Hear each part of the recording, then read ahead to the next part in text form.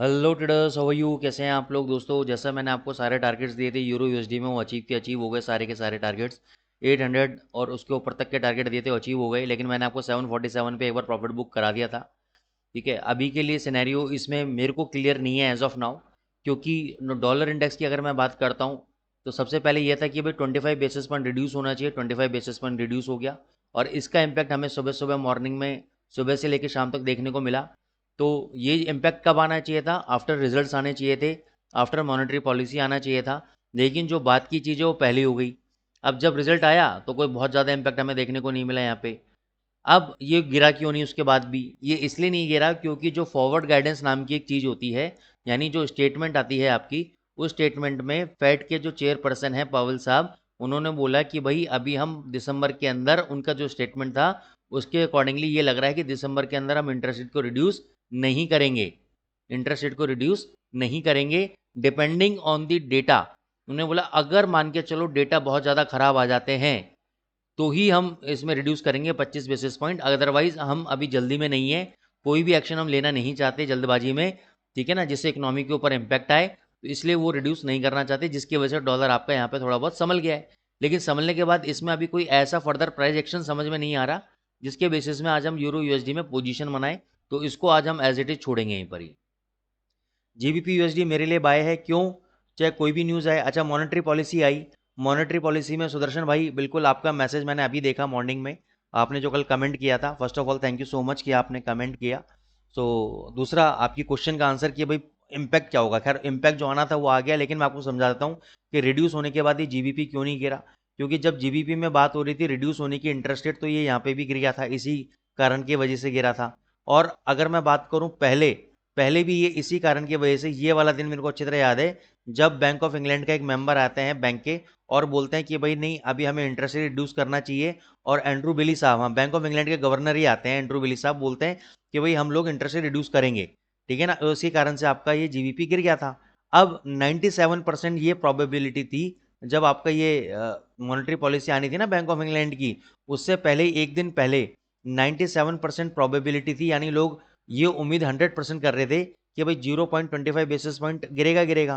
तो ये अगर गिरेगा तो इसका एक्शन हमें बाजार में देखने को मिलना चाहिए था, क्योंकि ये जो फॉल आया जीबीपी यूएसडी में, ये तो डॉलर का तेज हुआ, यूएस इलेक्शंस हुए, डॉलर स्ट्रांग हुआ, उस वजह से गिरा है। क्योंकि ये तो उम्मीद पहले थी लोगों को 25 बेसिस पॉइंट रिड्यूस होगा, तो इसका इंपैक्ट तो यहीं पे आ चुका था। ठीक है ना। तो अब आगे लोग रिड्यूस करेंगे नहीं करेंगे, उनको यह था कि भाई इस बार रिड्यूस कर देते हैं, आगे रिड्यूस नहीं करेंगे। इसकी वजह से आपका जीबीपी तेज हो रहा था। ठीक है ना, इसकी वजह से रिड्यूस होने की वजह से आपका जीबीपी यूएसडी नहीं गिरा, क्योंकि इन्होंने अब तो कर दिया रिड्यूस, लेकिन इन्होंने पहले कहीं ना कहीं इस बात का भी हिंट दे दिया था कि हम आने वाले महीनों में रिड्यूस नहीं करेंगे। तो यहाँ पे इन्होंने देखो डबल बॉटम लगाया, बुलिश एनगल्फिंग कैंडल बनाया, 2 घंटे के चार्ट पे ऊपर जा रहा है, यहाँ पे एक फ्लैग पैटर्न टाइप में बना रहा है। अगर यहाँ से अगर कोई भी ब्रेकआउट होता है 3000 के ऊपर, देखो 3000 का कल मैंने टारगेट दिया था, जिन लोगों ने होल्ड किया जीबीपी यूएसडी उन्होंने जबरदस्त प्रॉफिट बनाया। 3000 का एग्जैक्ट हमारा टारगेट हिट हुआ। अब अगर 3000 के ऊपर बंद होता है कोई भी कैंडल, उसके हाई के ऊपर आप बाय करो, और आपको 3170 और 3150 तक का मूवमेंट जीबीपी यूएसडी में देखने को मिल सकता है। जीबीपी जेपीवाई में फिलहाल कोई भी आपकी पोजीशन नहीं है। आप चाहते हो तो एक शॉर्ट पोजीशन आप वहाँ पे ले सकते हो, और ये वाला जो हाई है इसका स्टॉप लॉस रहेगा।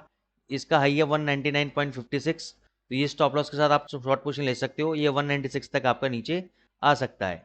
एयूडी यूएसडी में फिलहाल मैंने आपको बोला था भाई तेजी में है, लेकिन इस हाई लेवल पे मैं बाय करने में इंटरेस्टेड नहीं हूँ।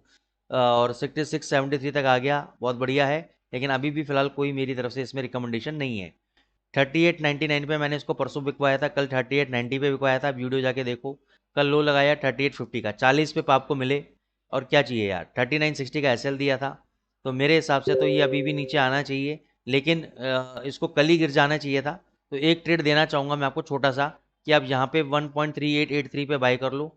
ये वाला जो 3850 का एसएल है ये आपका एसएल रहेगा, क्योंकि यहाँ पे डबल रेलवे ट्रैक पैटर्न बनाया है इसने। ये एक बुलिश रिवर्सल पैटर्न होता है, अगर ये चल गया तो ये वापस 13920 तक, 1.3920 तक ये आपका जा सकता है। ठीक है। यूएसडी सीएचएफ पे कोई भी फिलहाल नहीं है। गोल्ड के ऊपर 2610 कुछ का हमने बोला था कि वहाँ पे आए तो बाई करना, वो लेवल नहीं आए। लेवल मैंने 2659 पे, 2659 पे मैंने बोला था अगर आपके पास इक्विटी अगर आप होल्ड कर सकते हो तो 2659 पे आप बाई कर लो। 2680 2700 तक जाएगा। वो टारगेट, दोनों टारगेट्स हमारे पूरे हो गए। जिन लोगों ने बाई किया उनको ज़बरदस्त प्रॉफिट हुआ, जिन लोगों ने नहीं किया 2610 का वेट करते रहे, कोई दिक्कत नहीं है सर। अभी आप यहाँ पे शॉर्ट पोजीशन बना सकते हो। 2710 पे बहुत बढ़िया इसने रेजिस्टेंस लिया है। 2694 95 चल रहा है, यहाँ पे शॉर्ट मारो। 2710 का एसएल रखो, प्रॉफिट आप 2680 के आसपास बुक कर सकते हो। अगर ये 2710 तोड़ देता है, आपका एसएल खा जाता है, कोई बात नहीं, फिर यहाँ पे 2730 के आसपास शॉर्ट करेंगे। फिर एक और शॉर्ट बनाएंगे हम 2730 के आसपास, ये फ्रेश शॉर्ट होगा हमारा, और हमारा एसएल होगा 2750 का, और प्रॉफिट आप कहीं भी अपने अकॉर्डिंगली बुक कर सकते हो। तो ये गोल्ड की रणनीति होगी आपकी।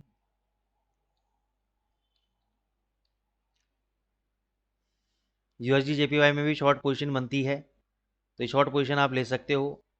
स्टॉप लॉस आपका 154 का रहेगा डेली चार्ट पे, क्लोजिंग बेसिस पे। अगर डेली चार्ट पे 154 के ऊपर बंद हो गया और अगले दिन उसका हाई ब्रेक हो गया तो एग्जिट, नहीं तो ये 151.50 और 150.50 तक नीचे गिर सकता है।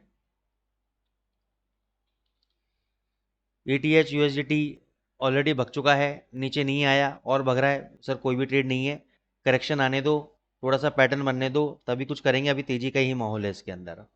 BTC USDT में भी अभी तेजी का ही माहौल है, तो अभी इस लेवल पे ना तो शॉर्ट बनता है ना बाय बनता है। पेशेंस, बस पेशेंस, यही एक प्रोफेशनल ट्रेडर की निशानी होती है कि सही सेटअप का इंतजार करना, पेशेंस के साथ वेट करना, यही एक अच्छे ट्रेडर की निशानी है दोस्तों। अगर आपको हमारा चैनल पसंद आ रहा है, आपके हमारे एनालिसिस पसंद आ रहे हैं, और आपको प्रॉफिट्स हो रहे हैं हमारे लेवल्स के ऊपर, तो डेफिनेटली हमारे चैनल को लाइक करें, सब्सक्राइब करें और अपने कमेंट्स ज़रूर दें। Thank you so much.